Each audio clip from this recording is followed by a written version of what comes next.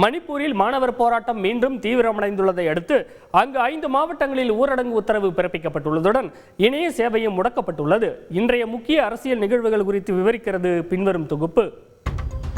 அமெரிக்காவின் சிகாகோ நகரில் முதலமைச்சர் ஸ்டாலின் முன்னிலையில் 2000 கோடி ரூபாய் முதலீட்டில் ஜாபில் நிறுவனம் திருச்சியில் தொழிற்சாலை அமைக்க புரிந்துணர்வு ஒப்பந்தம் கையெழுத்தாகியுள்ளது. இதேபோல் காஞ்சிபுரத்தில் ராக்வெல் ஆட்டோமேஷன் நிறுவனம் 666 கோடி ரூபாய் முதலீடு செய்கிறது. ஊரக பகுதிகளில் உள்ள நீர்நிலைகளை புனரமைக்க 500 கோடி ரூபாய் ஒதுக்கீடு செய்து முதலமைச்சர் ஸ்டாலின் உத்தரவிட்டுள்ளார். மதுரை மாவட்ட வளர்ச்சிப் பணிகள் குறித்து இன்று ஆய்வு செய்த அமைச்சர் உதயநிதி ஸ்டாலின் பணிகளில் தொய்வு காரணமாக 4 அலுவலர்களை பணியிட மாற்றம் செய்து அதிரடியாக உத்தரவிட்டார்.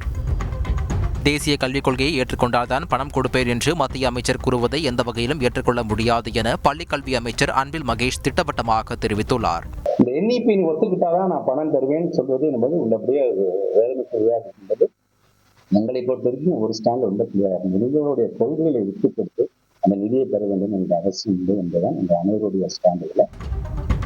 விடுதலை சிறுத்தைகள் கட்சி சார்பில் நடத்தப்படும் மது மற்றும் போதை ஒழிப்பு மாநாட்டில் அதிமுக கூட இணையலாம் என விசிக தலைவர் திருமாவளவன் அழைப்பு விடுத்துள்ளார்.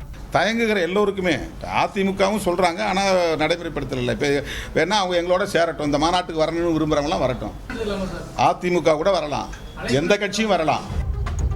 அதே சமயம் மாநாட்டில் பங்கேற்பது பற்றி இபிஎஸ் முடிவெடுப்பார் என அதிமுக முன்னாள் அமைச்சர் ஜெயக்குமார் குறிப்பிட்டுள்ளார். எங்களுக்கு அழைப்பு விடுத்திருக்காரு. ஆனால் நாங்கள் கலந்து கொள்வதா இல்லையா என்பது குறித்து எங்களுடைய கட்சி தலைமையும் அதே போன்று கட்சியும் தான் முடிவு செய்கிற விஷயம் அது. நுரையீரல் தொற்று காரணமாக தனியார் மருத்துவமனையில் சிகிச்சை பெற்று வந்த வணிகர் சங்க பேரவைத் தலைவர் வெள்ளையன் சிகிச்சை பலனின்றி இன்று காலமானார். இவரது மறைவை ஒட்டி அரசியல் கட்சித் தலைவர்கள் உள்ளிட்ட பல்வேறு தரப்பினர் இரங்கல் கூறியுள்ளனர்.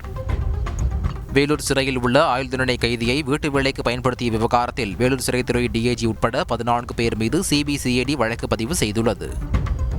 அமெரிக்காவின் வாஷிங்டன் ஜார்ஜ் டவுன் பல்கலைக்கழகத்தில் பேசிய எதிர்க்கட்சித் தலைவர் ராகுல் காந்தி பிரதமர் மோடியை தான் எதிரியாக கருதவில்லை என தெரிவித்துள்ளார். மார்க்சிஸ்ட் கம்யூனிஸ்ட் கட்சியின் தேசிய பொதுச் செயலாளர் சீதாராம் யெச்சூரி உடல்நலக் குறைவால் டெல்லி எய்ம்ஸ் மருத்துவமனையில் அனுமதிக்கப்பட்டார். இந்நிலையில் அவர் கவலைக்கிடமாக இருப்பதாகவும் வெண்டிலேட்டர் உதவியுடன் தீவிர சிகிச்சை அளிக்கப்பட்டு வருவதாகவும் தெரிவிக்கப்பட்டுள்ளது. மணிப்பூரில் ஆளில்லா விமானம் மூலம் அண்மையில் வெடிகுண்டுகள் வீசி நடத்தப்பட்ட தாக்குதலில் 5 பேர் உயிரிழந்தனர். இதனையடுத்து அங்கு மீண்டும் மாணவர் போராட்டம் தீவிரமடைந்துள்ளது. ரமேஷ்குமார், மணிப்பூரின் 5 மாவட்டங்களில் ஊரடங்கு உத்தரவு பிறப்பிக்கப்பட்டுள்ள நிலையில் அரசு எடுத்துள்ள முன்னெச்சரிக்கை நடவடிக்கைகள் என்ன? கூடுதல் விவரங்கள் சொல்லுங்கள். மத்திய மாநில அரசுகளின் தொடர் முயற்சியின் காரணமாக மணிப்பூரில் கொஞ்சம் கொஞ்சமாக அமைதி திரும்பிக் கொண்டிருக்கும் வேளையில் அங்கு கடந்த சில நாட்களாக ஆங்காங்கே அரங்கேறி வரக்கூடிய மோதல் சம்பவங்களால் மீண்டும் பதற்றம் தொற்றிக் கொண்டுள்ளது. முன்பை போல அல்லாமல் இந்த முறை ஆளில்லாத ட்ரோன்கள் எனப்படும் சிறிய ரக விமானங்கள் மற்றும் வெடிமருந்து நிரப்பப்பட்ட ராக்கெட்கள் போன்றவற்றின் மூலமாக ஆயுதமேந்திய குழுவினர் தாக்குதலை நடத்தி வருகின்றனர். மைத்தை இன மக்களை கொல்வதற்காக ஆயுதமேந்திய குக்கி இன குழுவினர் தான் இந்த தாக்குதலை நடத்தி வருவதாக குற்றம் சாட்டும் மைத்தை இன மக்கள் அவர்களின் மீது கடும் நடவடிக்கை எடுக்க வேண்டும் என வலியுறுத்தி வருகின்றனர்.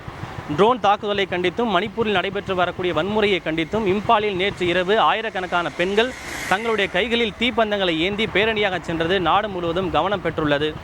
ட்ரோன் தாக்குதலை முறியடிக்க அசாம் ரைஃபிள் படையினர் ட்ரோன் எதிர்ப்பு அமைப்புகளை நிறுவி பாதுகாப்பு பணியில் ஈடுபட்டு வருகின்றனர். மேலும் மாநிலத்திற்கு ட்ரோன் எதிர்ப்பு துப்பாக்கிகளும் கொண்டுவரப்பட்டு துணை இராணுவ படையினர் பாதுகாப்பை பலப்படுத்தியுள்ளனர்.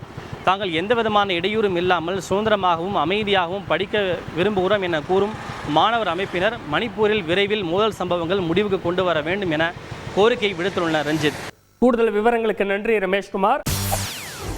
செய்திகளை உடனுக்குடன் தெரிந்து கொள்ள உடனே சப்ஸ்கிரைப் பண்ணுங்க.